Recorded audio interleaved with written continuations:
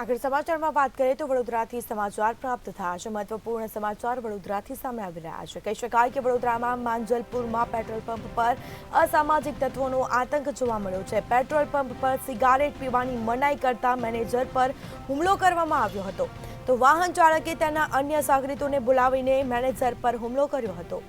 તો Manjalpur freedom group સાથે સંકળાયેલા લુખ્ખા તત્વોનો હુમલો જોવા મળ્યો છે। લુખ્ખા તત્વો દ્વારા મેનેજર પર હુમલો કરવામાં આવ્યો હતો। ઘટનાને લઈને 4 લોકો સામે હાલ વિધિવત રીતે પોલીસ ફરિયાદ દાખલ કરાઈ છે। તો આ સમગ્ર ઘટનાના સીસીટીવી ફૂટેજ સામે આવ્યા છે।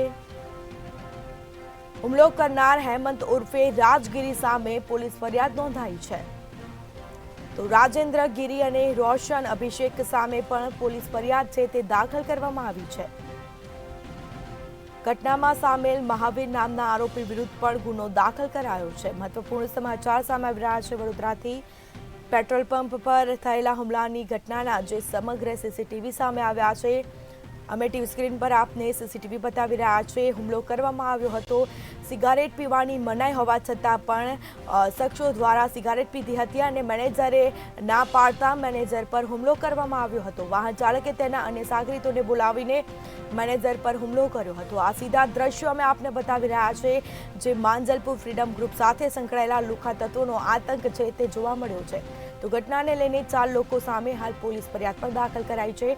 પોલીસે આ મામલે વધુ તપાસ હાથ ધરી છે। તો પેટ્રોલ પંપના મેનેજર માંજલપુર પોલીસ સ્ટેશનમાં પોલીસ ફરિયાદ નોંધાવી હતી। તો મેનેજર દ્વારા આ આરોપીઓ વિરુદ્ધ ગુનો દાખલ કરાયો છે। આ મામલે પોલીસે વધુ તપાસ હાથ ધરી છે।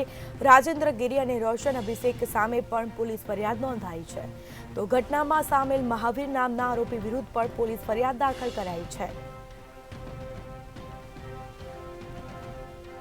ગાડીમાં બેઠેલો એને ગાડી સાઈડમાં લઈ અને બીજા એના મિત્રો જેને ફોન કરો એને ફોન કરી એ લોકો 8-10 જણા બધા ભેગા થઈને 5 થી 7 મિનિટમાં બધા આવી ગયા અને પંપ ઉપર આવીને માથાકૂટ કરવા માંડ્યા। એટલામાં મારા જે છોકરાએ મને ફરિયાદ કરેલી એ છોકરા સાથે થોડીક બોલાચાલી થઈ એટલે હું ત્યાં ગયો।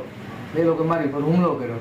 એકી સાથે 5-6 જણા જેવું હતું ને મને થોડોક મૂઢમાં વાગેલો, મને નાકમાંથી પણ લોહી નીકળેલો ને આ હાથ ઉપર વાગેલું છે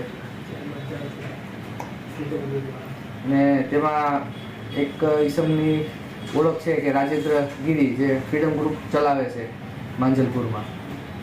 એ ઈસમની નામ સાથે બીજા કોઈને તો ઓળખ થઈ નથી। બસ અમારી તો માંગ એ જ છે કે ભાઈ કાયદેસર જે થતું હોય એ સરકાર કરે, કેમ કે પેટ્રોલ પંપ પર સિગરેટ પીવાની બનાવી છે ને મેં જો એમાં કંઈ ખોટું કીધું હોય તો મને કે અને હું મારી જગ્યાએ સાચો છું તો એ બરોબર મારા માટે ન્યાય કરો એ અપીલ છે। તો જે હતો એ પોતે બોલેલો કે ભાઈ તું મને ઓળખે છો, આમ તેમ ફલાણું ઢીકણું કે હું કોણ છું। પછી જે ભાઈ આવ્યો એનું નામ રાજેન્દ્ર ગીરી છે, એ તો બીજા દ્વારા ખબર પડી કે ભાઈ આ રાજેન્દ્ર ગીરી પોતે જ છે, જેની ઓળખ થયેલી અને પાકું કરતાંય ખબર પડી કે ના આ રાજેન્દ્ર ગીરી પોતે જ છે। ફરિયાદમાં મારે રાત્રે થોડુંક